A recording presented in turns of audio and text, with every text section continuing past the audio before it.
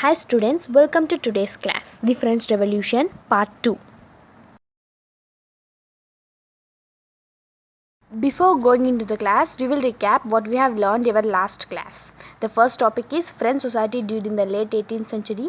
Here we have learned about the King Louis XVI and the taxes the Third Estate paid, and the society of the France, the struggle to survive, and the philosophers who came forward with their ideas. And the second one is the outbreak of the revolution. Here we have learned about the Estates General and the walking out of the Third Estate and formation of National Assembly, the destruction of the Bastille, and next France becomes a constitutional monarchy. Here we have learned about the active and passive citizens.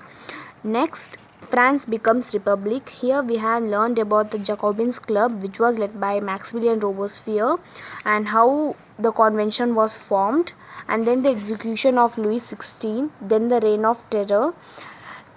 A directory rules France. Now let's start our class. For the first topic is, did women have revolution? From beginning, women were active participants in the revolution. Most of them did not have education. Only the daughters of the nobles or wealthy members of the Third Estate could study, and they were married after them. They were said to take care of the family and the house. They were paid less as the men. They started owning political clubs and newspapers. There were about 60 women clubs in the France. The Society of the Revolutionary and the Republican Women was the most famous political club of women. In the Constitution of the 1791, were considered passive and were disappointed. The women thought that they would get some political rights in the Constitution of the 1791, but they were considered as passive citizens and they were disappointed. During the reign of terror, their political clubs were banned by Maximilien Robespierre. Many were arrested. This fight continued for years, and finally the women got political rights in 1946. The abolition of slavery. Slavery. There was a triangular slavery between the Europe, Africa and the Americas. The Americas are the North America and the South America. The slaves were used to increase the production. There were many debates held in the National Assembly to give rights to the slaves, but could not do anything because of the fear of the businessmen. The businessmen, they fear because the slaves were in use of the businessmen to increase the production.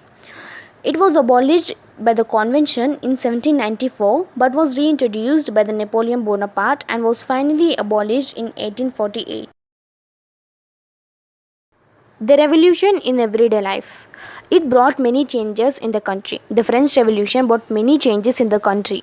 The main law came into effect after destruction of Bastille was the abolition of censorship. It is that whenever the newspapers, plays or books were published, they would publish or performed only after the approval of the censors of the king.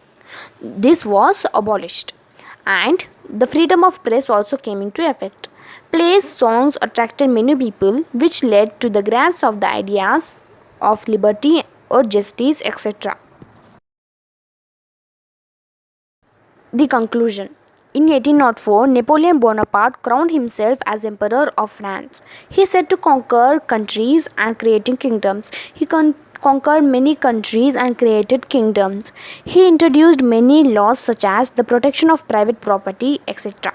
He was considered the liberator, but his army soon became as the invaded force. He was finally defeated at the Waterloo in 1815.